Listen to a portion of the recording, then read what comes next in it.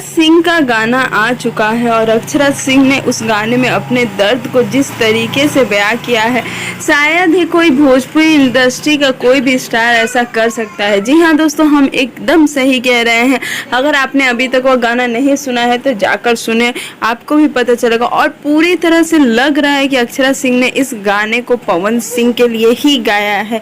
जी हाँ दोस्तों, आपके लिए हम वो वीडियो लेकर आए हैं। गाना हम नहीं सुना सकते क्योंकि कॉपीराइट स्ट्राइक का भी प्रॉब्लम होता है, तो आप ये वीडियो अक्षरा सिंह के इंस्टाग्राम पे जाके देख सकते हैं। और हम आपको बता दें कि उनके गाने के नीचे इतने ज़्यादा कमेंट्स और लाइक्स आ रहे हैं कि कभी अक्षरा सिंह ने भी नहीं सोचा था, और इस बात को अक्षरा सिंह ने ही खुलासा किया। जी हाँ दोस्तों, बता दें कि अक्षरा सिंह के गाने को लेकर काफ़ी ज़्यादा चर्चा इस समय हो रही है, और अक्षरा सिंह इस समय काफ़ी ज़्यादा व्यस्त भी थी, लेकिन फिर भी उन्होंने इस गाने को लेकर आए।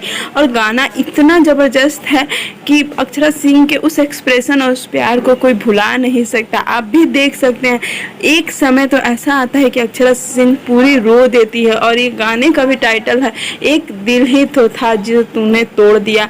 आज भी पवन और अक्षरा के उस जोड़ी को लोग उतना ही प्यार करते हैं जितना पहले करते थे, और आज भी चाहते थे कि भोजपुरी के वो सुपरस्टार ऐसे ही आगे बढ़े और भोजपुरी को आगे बढ़ाए। हम तो यही कहेंगे कि पावर स्टार हो चाहे अक्षरा सिंह हो, कोई भी हो, अगर जो भी भोजपुरी को आगे बढ़ाना चाहता है तो हम उनका साथ देंगे।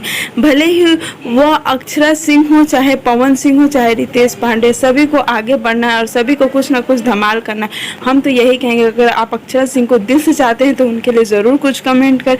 उम्मीद करते हैं कि आपको हमारा यह वीडियो अच्छा लगा होगा, और वीडियो अच्छा लगे तो लाइक शेयर कमेंट करना बिल्कुल भी ना भूले।